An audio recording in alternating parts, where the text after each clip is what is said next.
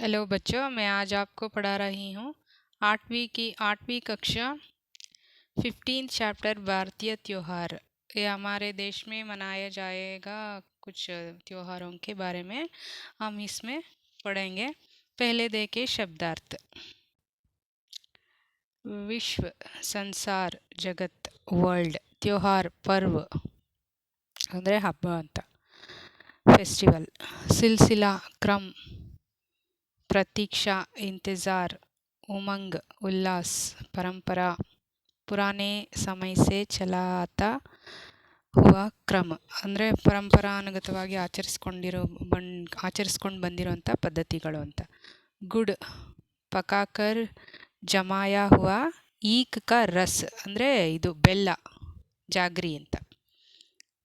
ಖಾನ್ಸಾ ಏಕ್ ಮಿಶ್ರ ಧಾತು, ಒಂದು ಲೋಹ ಅಂತ. ತೋಹಫಾ ಉಪಹಾರ, ಗಿಫ್ಟ್ ಅಂತ.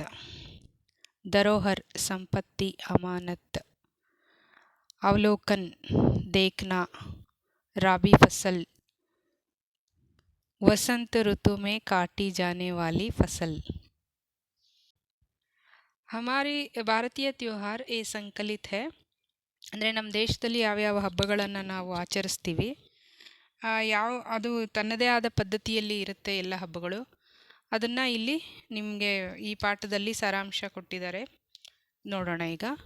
इस पाठ के द्वारा बच्चे भारतीय संस्कृति और आचार विचार के ಪರಿಚಿತ ಹೋತೆ ಹೇ. ಅಂದರೆ ನಮ್ಮ ದೇಶದಲ್ಲಿ ಎಲ್ಲ ಥರದ ಹಬ್ಬಗಳು ಮಾಡೋದ್ರಿಂದ ಇಲ್ಲಿ ಹಿಂದೂ, ಕ್ರಿಶ್ಚಿಯನ್, ಮುಸ್ಲಿಂ 3 ಜನಾಂಗದವರು ಇರೋದ್ರಿಂದ ಇಲ್ಲಿ ರಂಜಾನು ಮತ್ತು ಬಕ್ರೀದ್ದು, ಕ್ರಿಸ್ಮಸ್ಸು ಮತ್ತು ಹಿಂದೂ ಹಬ್ಬಗಳು ಗಣೇಶ, ದೀಪಾವಳಿ, ಯುಗಾದಿ, ಹೀಗೆ ಎಲ್ಲ ಥರದ ಹಬ್ಬಗಳನ್ನು ಮಾಡ್ತಾರೆ. ಮತ್ತು ಅವರವ್ರದ್ದೇ ಸಂಪ್ರದಾಯ ಹೇಗಿರುತ್ತೆ ಅನ್ನೋದನ್ನು ನಾವು ಇಲ್ಲಿ ಈ ಪಾಠದ ಮೂಲಕ ಓದಿ ತಿಳ್ಕೊಬೋದು. ಇದು ಚೆನ್ನಾಗಿದೆ ಪಾಠ, ಗಮನ ಇಟ್ಟು ಕೇಳಿ. समस्त विश्व में भारत ही एक ऐसा देश है जहाँ पर्व एवं त्योहारों का सिलसिला वर्ष भर चलता रहता है. ನಮ್ಮ ದೇಶ ಇಡೀ ವಿಶ್ವದಲ್ಲೇ ಒಂದು ಮಹತ್ತರವಾದ ಒಂದು ಒಳ್ಳೆ ಸಂಪ್ರದಾಯಸ್ಥ ದೇಶ ಆಗಿದ್ದು ಇಲ್ಲಿ ಎಲ್ಲ ರೀತಿಯ ಹಬ್ಬಗಳನ್ನು ನಾವು ಮಾಡ್ತೀವಿ. ಯಾವಾಗಲೂ ವರ್ಷ ಇಡೀ ಒಂದೊಂದು ತಿಂಗಳಲ್ಲೂ ಒಂದೊಂದು ಹಬ್ಬಗಳು ಇಲ್ಲಿ ಆಚರಿಸ್ತಾನೆ ಇರ್ತೀವಿ. ಭಾರತೀಯ जनजीवन में इन धार्मिक उत्सवों और त्योहारों का महत्व है. मकर संक्रांति, बैसाखी, दशहरा, दिवाली, युगादि, ओणम, विशु, क्रिसमस, रमज़ान इत्यादि ऐसी ही त्योहार है. ಅಂದರೆ ನಮ್ಮ ದೇಶದಲ್ಲಿ ಹಬ್ಬ ಬರೋದು ಅಂದರೆ ಇಂಥ ದಿನದಲ್ಲೇ ಬರುತ್ತೆ, ಇಂಥ ತಿಂಗಳಲ್ಲೇ ಬರುತ್ತೆ ಅಂತ ಇಲ್ಲ. ಎಲ್ಲ ಜನಾಂಗದವರು ಇರೋದ್ರಿಂದ ಎಲ್ಲ ತಿಂಗಳುಗಳಲ್ಲೂ ಹಬ್ಬಗಳನ್ನು ಇಲ್ಲಿ ಆಚರಿಸ್ತಾ ಇರ್ತೀವಿ. ಎಲ್ಲ ಹಬ್ಬಗಳಿಗೂ ತನ್ನದೇ ಆದ ಮಹತ್ವವಾದ ಒಂದು ಸ್ಥಾನ ಇದೆ ಇಲ್ಲಿ. ಅದು ಎಲ್ಲ ಹಬ್ಬಗಳ ಬಗ್ಗೆ ಒಂದೊಂದು ಹಬ್ಬದ ಬಗ್ಗೆ ಇಲ್ಲಿ ವಿವರಣೆಯನ್ನು ಕೊಟ್ಟಿದ್ದಾರೆ, ನೋಡೋಣ. कुछ त्योहारों का परिचय इस पाठ में दिया जा रहा है.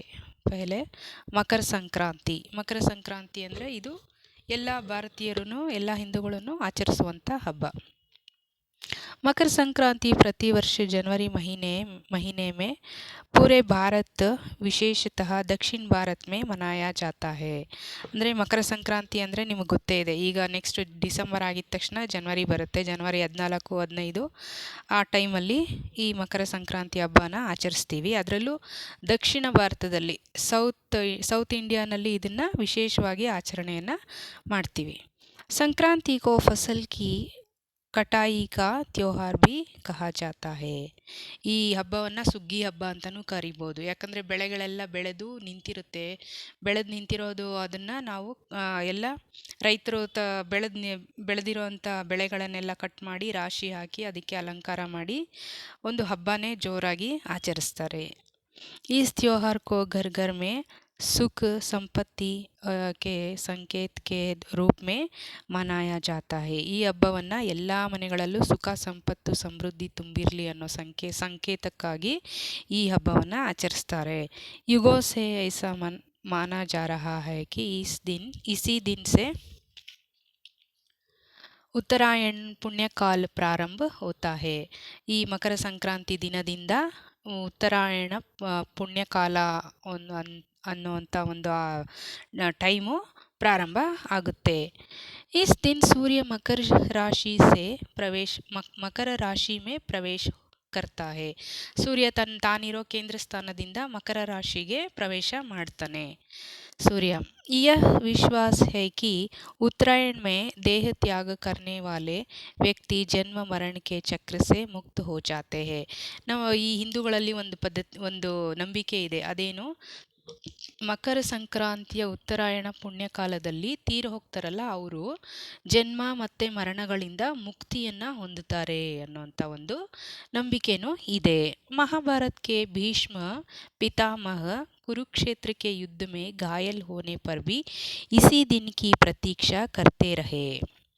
ನಿಮಗೆ ಗೊತ್ತೇ ಇದೆಯಲ್ಲ ಮಹಾಭಾರತ ನೋಡಿದ್ದೀರಲ್ಲ ಅಲ್ಲಿ ಭೀಷ್ಮ ಮಹಾರಾಜ ಏನು ಹೇಗಿರ್ತಾರೆ ಬಾಣಗಳ ಹಾಸಿಗೆ ಮೇಲೆ ಮಲಗಿರ್ತಾರಲ್ವ ಶರಶಯ್ಯೆ ಅಂತ ಹೇಳೋದು ಅದಕ್ಕೆ ಅದ್ರ ಮೇಲೆ ಬಾಣಗಳ ಮೇಲೆ ಮಲಗಿದ್ರು ಅವ್ರು ಬದುಕೇ ಇರ್ತಾರೆ ಯಾಕೆ ಅಂತ ಅಂದರೆ ಅವರು ಏನಕ್ಕೆ ಕಾಯ್ತಿರ್ತಾರೆ ಅಂತ ಇಸಿ ದಿನ ಕಿ ಪ್ರತೀಕ್ಷಾ ಕರ್ತೆ ಇರತ್ತೆ ಅಂದರೆ ಅವ್ರು ಏನಕ್ಕೆ ಕಾಯ್ತಾ ಇದ್ದಾರೆ ಈ ಮಕರ ಸಂಕ್ರಾಂತಿಯ ಉತ್ತರಾಯಣ ಪುಣ್ಯಕಾಲ ಬಂದಾಗ ಅವರು ತಮ್ಮ ಪ್ರಾಣವನ್ನು ತ್ಯಾಗ ಮಾಡಬೇಕು ಅಂತ ಆ ಶರಶಯ್ಯ ಮೇಲೆ ಮಲ್ಕೊಂಡು ಕಾಯ್ತಾ ಇರ್ತಾರೆ ಯಾಕೆಂದರೆ ಜನ್ಮ ಮರಣಗಳಿಂದ ಮುಕ್ತಿ ಹೊಂದೋಕೆ ಅವರು ಕಾಯ್ತಾ ಇರ್ತಾರೆ और सूर्य के मकर राशि में प्रवेश करते ही उन्होंने अंतिम सांस ली ಈ ರೀತಿ ಸಂಕ್ರಾಂತಿ ಹಬ್ಬ ಬಂದು ಈ ಅವರ ಪ್ರತೀಕ್ಷೆ ಮಾಡ್ತಿದ್ದಂಥ ಟೈಮ್ ಬಂದಾಗ ಅವರು ತಮ್ಮ ಅಂತಿಮ ಸಾನ್ಸ್ ಅಂದರೆ ಕೊನೆ ಉಸಿರನ್ನು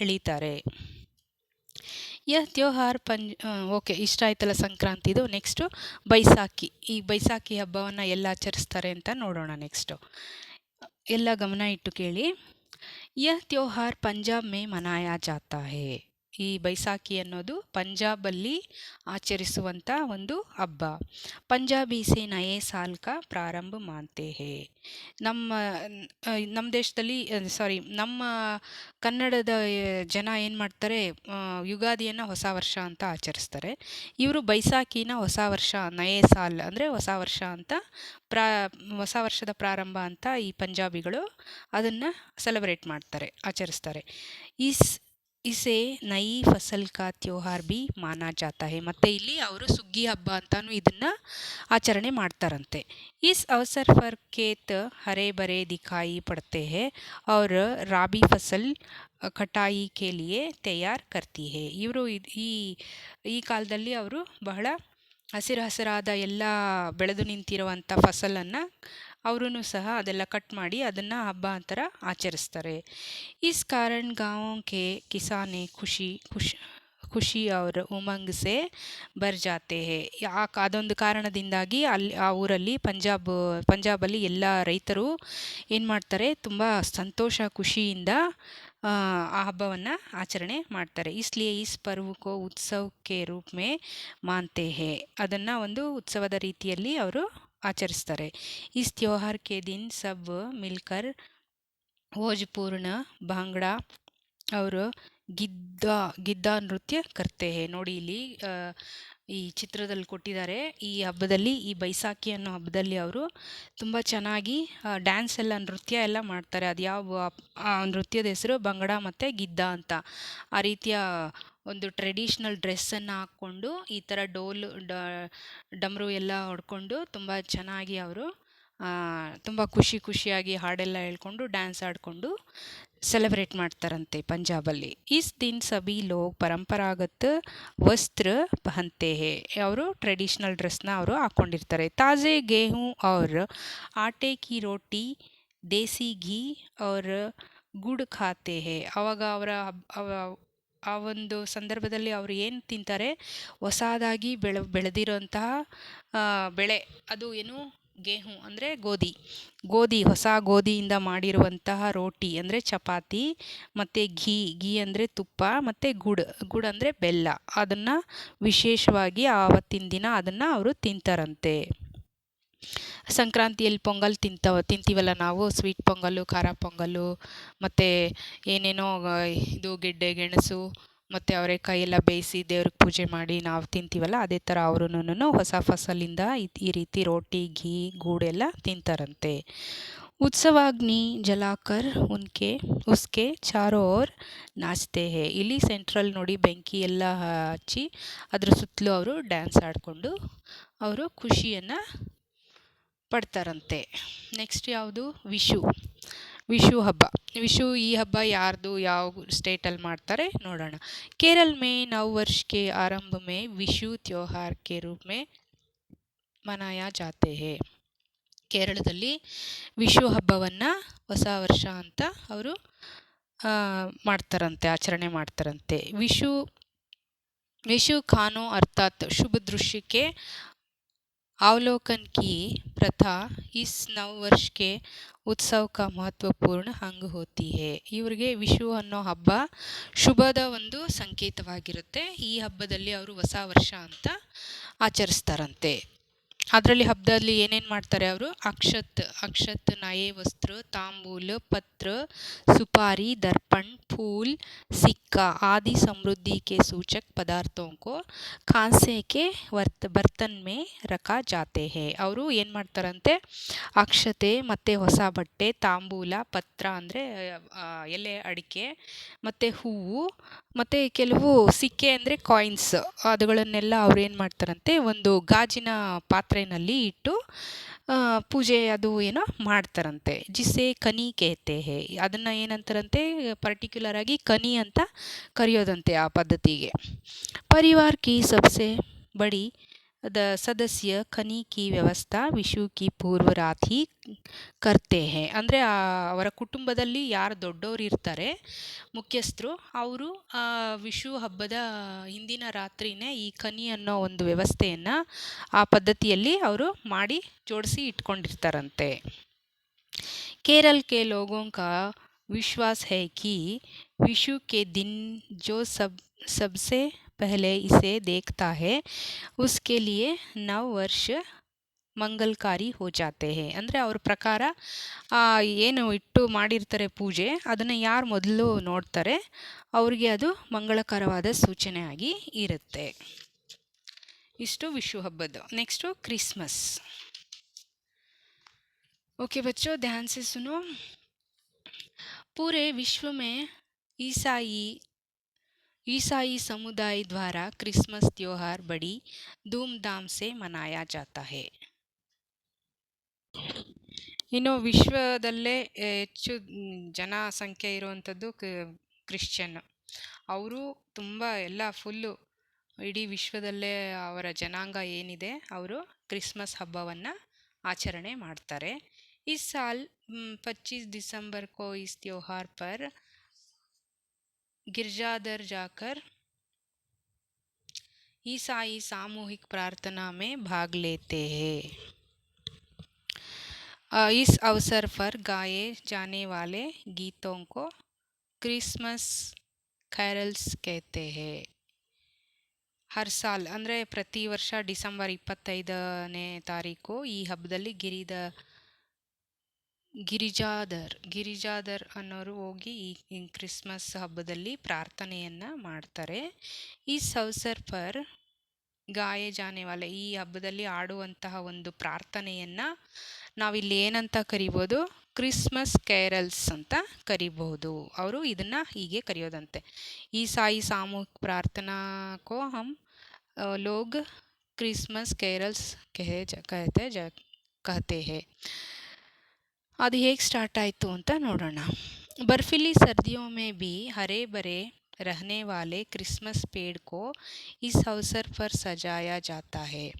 ಅಂದರೆ ಇಷ್ಟೊಂದು ಥಂಡಿ, ಬರ್ಫಿಲಿ ಅಂದರೆ ಹಿಮ ಬೀಳ್ತಾ ಇರುತ್ತೆ, ಅಂಥ ಒಂದು ಥಂಡಿನಲ್ಲೂ ಸಹ ಕ್ರಿಸ್ಮಸ್ ಟ್ರೀಯನ್ನು, ಹಸಿರಾದ ಕ್ರಿಸ್ಮಸ್ ಟ್ರೀಯನ್ನು ಅವರು ಇದು ಮಾಡ್ತಾರೆ. ಹೇಗೆ ಅಲಂಕಾರ ಮಾಡ್ತಾರೆ, ಏನಕ್ಕೆ ಅಂದರೆ ಕ್ರಿಸ್ಮಸ್ ಹಬ್ಬದ ಕಾರಣದಿಂದಾಗಿ. एक बार महारानी विक्टोरिया के पति राजकुमार एल्बर्ट ने अपने महल विंडसर कासल में कैंडीज फल और छोटे तोहफों से एक बहुत बड़े ಕ್ರಿಸ್ಮಸ್ ಟ್ರೀ ಕೋ ಸಜಾಯಾ ತಾ. ಒಂದಿನ ಏನಾಗುತ್ತಂತೆ, ಇವರು ಇರ್ತಾರೆ ಮಹಾರಾಣಿ, ಯಾರವರು ವಿಕ್ಟೋರಿಯಾ ಮಹಾರಾಣಿ ಇರ್ತಾರಲ್ಲ, ಅವ್ರ ಪತಿ ರಾಜ್ಕುಮಾರು, ಎಲ್ಬರ್ಟ್ ಅಂತ ಅವ್ರ ಹೆಸರು. ಅವರು ಅವರ ಮಹಲ್ ಅಂದರೆ ಅವರ ಅರಮನೆ ಇರುತ್ತಲ್ಲ, ಪ್ಯಾಲೇಸು, ವಿಂಡ್ಸರ್ ಪ್ಯಾಲೇಸು, ಅಲ್ಲಿ ಏನು ಮಾಡ್ತಾರಂತೆ, ಒಂದು ಕ್ರಿಸ್ಮಸ್ ಟ್ರೀಗೆ ಅಲಂಕಾರ ಮಾಡ್ತಾರಂತೆ. ಏನರಿಂದ? ಕ್ಯಾಂಡೀಸು ಮತ್ತು ಫಲ್ ಅಂದರೆ ಹಣ್ಣುಗಳು, ಮತ್ತು ಚೋಟೆ ತೋಫೆಗಳು ಅಂದರೆ ಕೆಲವು ಸಣ್ಣ ಸಣ್ಣ ಗಿಫ್ಟ್ಗಳಿಂದ ಆ ಒಂದು ದೊಡ್ಡ ಟ್ರೀನ ಅಲಂಕಾರ ಮಾಡ್ತಾರಂತೆ. ಬಹುತ್ ಬಡೆ ಕ್ರಿಸ್ಮಸ್ ಟ್ರೀಕೋ ಸಜಾಯಾತ. ದೊಡ್ಡ ಒಂದು ಕ್ರಿಸ್ಮಸ್ ಮರಕ್ಕೆ ಇದು ಅಲಂಕಾರ ಮಾಡ್ತಾರೆ. ಆವಾಗಿಂದ ಆ ಪರಂಪರೆ ನಡ್ಕೊಂಡು ಬರುತ್ತಂತೆ. ಯಾವುದೇ ಒಂದು ಕ್ರಿಸ್ಮಸ್ ಹಬ್ಬ ಬಂದ್ರೂ ಕ್ರಿಸ್ಮಸ್ ಟ್ರೀಗೆ ಅಲಂಕಾರ ಮಾಡಿಬಿಟ್ಟು ಅವರು ಸೆಲೆಬ್ರೇಟ್ ಮಾಡೋದು. ಓಕೆ, ಎಲ್ರಿಗೂ ಅರ್ಥ ಆಯ್ತಾ ಇದು ಪಾಠ? ನೆಕ್ಸ್ಟ್ ನೋಡೋಣ, ರಂಜಾನ್ ಮುಸಲ್ಮಾನೋ ಕಾ ಪವಿತ್ರ ತ್ಯೋಹಾರ್ ಹೇ. ರಂಜಾನ್ ಅನ್ನೋದು ಹಬ್ಬ. ಈ ಹಬ್ಬ ಮುಸ್ಲಿಮರ ಒಂದು ಪವಿತ್ರವಾದಂಥ ಹಬ್ಬ. ರಂಜಾನ್ ಕೆ ಮಹೀನೆ ಮೇ ಮುಸಲ್ಮಾನ್ 30 ದಿನ ಕಾ ರೋಜಾ ರಖ್ತೆ ಹೇ. ಅವರು ರಂಜಾನಲ್ಲಿ ಎಷ್ಟು ದಿನ ಉಪವಾಸ ಇರ್ತಾರೆ? 30 ದಿನಗಳ ಕಾಲ ಉಪವಾಸ ಇರ್ತಾರೆ. ರೋಜಾ ಕಾ ಮತ್ಲಬ್ ಹೇ ಉಪವಾಸ ಕಾ ವ್ರತ್. ರೋಜಾ ಅಂದರೆ ಉಪವಾಸ ಅಂತ. 30 ದಿನ ರೋಜಾ ಇರೋದು, ಉಪವಾಸ ಇರೋದು. ಮುಸಲ್ಮಾನ್ ಮಾನ್ತೆ ಹೈ ಕಿ ಸೂರ್ಯೋದಯ ಕೆ ಪೆಹ್ಲೆ ಔರ್ ಸೂರ್ಯಾಸ್ತ ಕೆ ಬಾದ್ ಹಿ ಖಾನಾ ಖಾಯಾ ಜಾ ಸಕ್ತಾ ಹೈ. ಅಂದರೆ ಅವರು ಉಪವಾಸ ಇರೋದು ಹೇಗೆ? ಬೆಳಗ್ಗೆ ಸೂರ್ಯ ಹುಟ್ಟುವುದಕ್ಕೆ ಮುಂಚೆ ಮತ್ತು ಸಂಜೆ ಸೂರ್ಯ ಮುಳುಗಿದ ಮೇಲೆ ಅವರು ಊಟ ಮಾಡೋದು. ಅದ್ರ ಮಧ್ಯದಲ್ಲಿ ಗ್ಯಾಪ್ ಇದೆಯಲ್ಲ, ಆ ಟೈಮಲ್ಲಿ ಅವರು ಒಂದು ತೊಟ್ಟು ನೀರು ಕೂಡ ಕುಡಿಯೋ ಹಾಗೆ ಇಲ್ಲ. और इस बीच खाने पीने का क्रिया को बंद करना चाहिए ಅಷ್ಟೇ. ಅವರು ಏನು 30 ದಿನಗಳ ಕಾಲ ಇದೆ ಉಪವಾಸ, ಪ್ರತಿದಿನವೂ ಹಾಗೆ ಮಾಡ್ಕೊಳ್ತಾ ಬರಬೇಕು. इस तरह 30 दिनों तक उपवास करने के बाद ರಂಜಾನ್ ತ್ಯೋಹಾರ್ ಕೋ ಬಡಿ ಧೂಮ್ಧಾಮ್ ಸೆ ಮನಾಯಾ ಜಾತಾ ಹೈ. ಈ 30 ದಿನಗಳ ಕಾಲ ಉಪವಾಸ ಮಾಡಿ ನಂತರ ಕೊನೆಯ ದಿನದಲ್ಲಿ ಅವರು ಈ ರಂಜಾನ್ ಹಬ್ಬವನ್ನು ಬಹಳ ತುಂಬ ಜೋರಾಗಿ ಆಚರಿಸ್ತಾರಂತೆ. ಎಲ್ಲ ಹೊಸ ಬಟ್ಟೆಗಳು ಹಾಕ್ಕೊಂಡು ಎಲ್ಲ ಮಸೀದಿಗಳಿಗೆ ಹೋಗಿ ಪ್ರಾರ್ಥನೆ ಮಾಡಿ ಅವತ್ತು ದಿನ ಅವರು ಉಪವಾಸವನ್ನು ಬಿಡೋದು ಅವತ್ತಿಗೆ ಹೆಂಡಾಗಿರುತ್ತೆ. ನೋಡೋಣ ಮುಂದೆ. ಸಭಿ ಮುಸಲ್ಮಾನ್ ಬಂದು ಮಸ್ಜಿದ್ ಜಾತೆ ಹೇ, ನಮಾಜ್ ಪಡ್ತೆ ಹೇ ಅವ್ರ ಮಿಠಾಯಿ ಬಾಟ್ಕರ್ ಪರಸ್ಪರ್ ಗಲೆ ಮಿಲ್ತೆ ಹೇ. ಆ ದಿನ ಏನು ಮಾಡ್ತಾರೆ ಅವರು, ಎಲ್ಲ ಮುಸಲ್ಮಾನ್ ಬಂಧುಗಳು ಒಬ್ರಿಗೊಬ್ರು ತುಂಬ ಸ್ನೇಹಪೂರ್ಣವಾಗಿರ್ತಾರೆ. ಒಬ್ಬರ ಮನೆಗೆ ಒಬ್ಬರು ಊಟಕ್ಕೆ ಕರೆಯೋದು, ಎಲ್ಲರೂ ಮತ್ತು ಮಸೀದಿಗೆ ಹೋಗೋದು, ಹೀಗೆ ಮಾಡಿ ಸ್ವೀಟ್ ಹಂಚ್ಕೊಳ್ಳೋದು, ಹೀಗೆ ಎಲ್ಲ ಪರಸ್ಪರ ಒಬ್ರನ್ನೊಬ್ಬರು ಅಪ್ಕೊಂಡು ಇದು ಮಾಡೋದು, ವಿಶ್ ಮಾಡೋದು, ಹೀಗೆ ಮಾಡಿ ಅವರ ಹಬ್ಬವನ್ನು ಚೆನ್ನಾಗಿ ಆಚರಿಸ್ತಾರಂತೆ. ಯಹ ತ್ಯೋಹಾರ್ ಭಾಯಿಚಾರ ಕಿ ಭಾವನಾ ಅವ್ರ ಆಪಸಿ ಬಂಧುತ್ವ ಕಾ ಪ್ರತೀಕ್ ಹೇ. ಈ ಒಂದು ಹಬ್ಬ, ಈ ರಂಜಾನ್ ಹಬ್ಬ ಏನಿದೆ, ಭಾಯಿಚಾರ ಕಿ ಭಾವನಾ ಅಂದರೆ ಸಹೋದರ ಭಾವನೆಯನ್ನು ತುಂಬುತ್ತೆ ನಮ್ಮಲ್ಲಿ. ಮತ್ತು ಆಪಸಿ ಬಂಧುತ್ವ, ನಮ್ಮಲ್ಲೇ ಬಹಳ ಒಂದು ಒಳ್ಳೆಯ ಬಂಧುತ್ವ ಅಂದರೆ ಸಂಬಂಧವನ್ನು ಅದು ಬೆಳೆಯೋಕ್ಕೆ ಸಹಾಯವಾಗಿರುತ್ತೆ. ಈ ಹಬ್ಬದಿಂದ ಎಲ್ಲರೂ ಸಹೋದರ ಭಾವನೆಯಿಂದ ಇರ್ತಾರೆ. ಭಾರತ್ ಮೇ ಮನಾಯೆ ಜಾನೆ ವಾಲೆ ಯೇ ಸಭಿ ತ್ಯೋಹಾರ್ ಹರ್ಷ ಔರ್ ಉಲ್ಲಾಸ್ ಸುಖ ಔರ್ ಆನಂದ ಕೆ ಪರ್ವ್ ಹೇ. ಭಾರತದಲ್ಲಿ ಆಚರಿಸುವಂಥ ಪ್ರತಿಯೊಂದು ಹಬ್ಬದಲ್ಲೂ ಎಲ್ಲ ಹರ್ಷ, ಉಲ್ಲಾಸ, ಸುಖ, ಸಂತೋಷ, ಆನಂದ ತುಂಬಿರುವಂಥ ಹಬ್ಬಗಳಾಗಿದೆ ಇದೆಲ್ಲ. ಇನ್ಕೋ ಹಮ್ ಅಪ್ನೆ ದೇಶ್ ಕಿ ಸಾಂಸ್ಕೃತಿಕ ಧರೋಹರ್ ಕಹ ಸಕ್ತೆ ಹೇ. ಈ ಹಬ್ಬದ ಈ ದೇಶದ ಈ ಹಬ್ಬಗಳಲ್ಲಿ ಆಚರಿಸುವಂಥ ಈ ಸಾಂಸ್ಕೃತಿಕ ಧರೋಹರ್ ಅಂದರೆ ಸಂಪತ್ತು, ಇದೆಲ್ಲವೂ ನಮ್ಮ ದೇಶದ ಒಂದು ಸಂಪತ್ತು ಅಂತ ನಾವು ಹೆಮ್ಮೆಯಿಂದ ಹೇಳ್ಬೋದು. ಓಕೆ ಮಕ್ಕಳೇ, ನಿಮ್ಗೆ ಈ ಪಾಠದ ಸಾರಾಂಶ ಅರ್ಥ ಆಗಿದೆ ಅಂತ ತಿಳ್ಕೊಂಡಿದ್ದೀನಿ. ಮತ್ತೆ ನೀವೊಂದು ಸಲ ಇದನ್ನು ಕೇಳಿ ಅರ್ಥ ಮಾಡ್ಕೊಳ್ಳಿ. ನಮ್ಮ ಚಾನಲ್ಗೆ ಸಬ್ಸ್ಕ್ರೈಬ್ ಮಾಡಿ, ಲೈಕ್ ಮಾಡಿ, ಮತ್ತು ಶೇರ್ ಮಾಡಿ, ಕಾಮೆಂಟ್ ಮಾಡಿ ಮಕ್ಕಳೇ. Thank you.